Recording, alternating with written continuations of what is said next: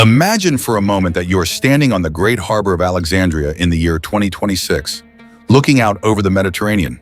Today we have the internet, cloud storage, and instantaneous access to the sum of human knowledge. But in the ancient world, knowledge was physical, fragile, and concentrated in a single, magnificent location. The Library of Alexandria. For centuries, the day the library burned has been treated as a singular, apocalyptic event.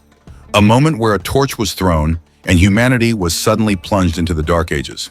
But as we look at the latest historical forensic data from 2026, we are discovering that the truth is far more complex and perhaps more tragic. The library didn't just die in one afternoon.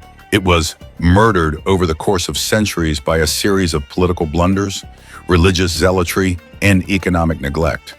Today, we are investigating the historical truth behind the world's most famous lost library, tracing its rise as the beating heart of ancient knowledge and uncovering the specific scientific and medical advancements that were lost to time. Discoveries that, had they survived, might have put humans on the moon by the year 1200. To understand what was lost, you first have to understand what the Library of Alexandria actually was. It wasn't just a quiet room with some bookshelves. It was the Museum, a temple to the muses that functioned more like a modern research university or the headquarters of a tech giant. Founded by the Ptolemaic dynasty in the 3rd century BCE, the library had a singular, obsessed mission: to collect a copy of every single book in the world. They were so aggressive in this pursuit that they established a law where any ship docking in Alexandria had to turn over its scrolls. The library's scribes would make a copy, keep the original, and give the copy back to the frustrated traveler. This universal approach meant that at its peak, the library held between 400,000 and 700,000 parchment scrolls. This was the history of Alexandria at its zenith, a place where the greatest minds like Eratosthenes, who calculated the circumference of the earth to within a few hundred miles, and Aristarchus, who first proposed that the earth revolved around the sun, walked the same corridors.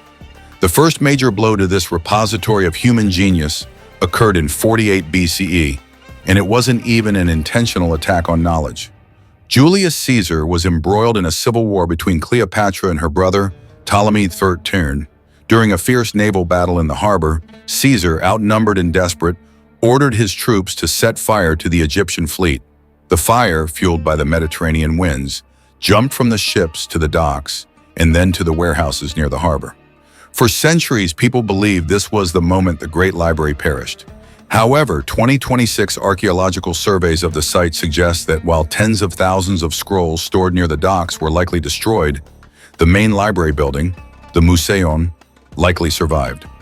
The Caesar fire was a warning shot, a reminder of how vulnerable the world's hard drive was to the whims of a single man's ego. The real death of the library was a slow, painful process of attrition. As the Roman Empire rose and the Ptolemaic wealth faded, the funding for the library dried up. Scribes were no longer paid to copy decaying scrolls, and the humid sea air began to do what the fires couldn't: rot the parchment from within.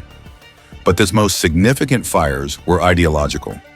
In 270 CE, the Emperor Aurelian's forces laid waste to the Brutian district where the library stood during a rebellion. Later, in 391 CE, the conflict shifted from political to religious.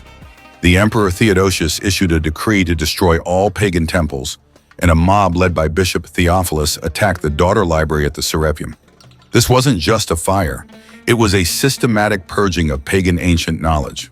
By the time the final conquest of Alexandria occurred in 642 CE, the library was a shadow of its former self, its scrolls potentially used, as one contested legend says, to heat the city's baths for 6 months. The tragedy of this multi-stage destruction isn't just about lost poetry or plays, though we are missing 90% of the works of Aeschylus, Sophocles, and Euripides. The real scientific loss is staggering. Imagine if we had the full works of Heron of Alexandria, the man who created the Aeolippo, the first recorded steam engine. Heron's designs were treated as toys or curiosities, but they represented the foundational physics of the Industrial Revolution. If the Library of Alexandria had remained a stable center of research, engineers might have refined Heron's steam technology a millennium before James Watt. We would have seen steam-powered ships crossing the Atlantic in the Middle Ages. In the field of medicine, the loss is even more visceral. The library was home to Herophilus, the father of anatomy, who was the first to perform systematic dissections of the human body. He discovered the nervous system, realized that the brain, not the heart, was the seat of intelligence, and mapped the optic nerve. Because his primary texts were lost in the fires of Alexandria, his discoveries were buried for over 1,500 years. Medicine regressed to the theory of humors and bloodletting, costing millions of lives that might have been saved by a more advanced understanding of human physiology. 2026 medical historians often point to Alexandria as the Great Reset, a moment where human biological understanding was set back to zero. The library also held the secrets of the cosmos. Aristarchus of Samos had worked out a heliocentric model of the solar system 1,800 years before Copernicus. He had even calculated the relative sizes of the sun and moon. When those scrolls burned, the heliocentric theory burned with them, and humanity spent nearly 2 millennia believing the Earth was the center of the universe. The Library of Alexandria was also the home of the Great Star Catalog of Hipparchus, which contained the coordinates of over 1,000 stars. These weren't just lists, they were the data points required for advanced navigation. Without them, the age of discovery was delayed by centuries. As we look back from 2026, the story of Alexandria serves as a warning about the fragility of data. We often think of our digital world as permanent, but the slow burn of Alexandria shows that neglect and ideological shifts are just as dangerous as a literal match. The library wasn't destroyed by a single villain, it was destroyed by a world that stopped valuing the diversity of thought. It was destroyed when the preservation of the past became less important than the political victories of the present. So I want to ask you, in our modern world of digital clouds, what is our version of the Library of Alexandria? Is it the internet itself? And are we doing enough to protect it from the modern versions of neglect and censorship? The 2026 perspective on this is clear. If we don't learn from the multi-fire destruction of Alexandria, we are doomed to repeat it. I want to hear your thoughts in the comments. What do you think is the single greatest piece of ancient knowledge we lost in those fires? Was it the steam engine, the heliocentric model, or perhaps a piece of literature we'll never even know existed? If you found this deep dive into the history of Alexandria and the scientific loss of the ancient world compelling, please give this video a like. It helps us continue to dig into these historical mysteries and bring the data to light. And if you want to make sure you're always at the forefront of the intersection between history and future tech, subscribe and hit that notification bell. We're tracking the stories that shaped our world and the tech that's rebuilding it, and you won't want to miss our next investigation.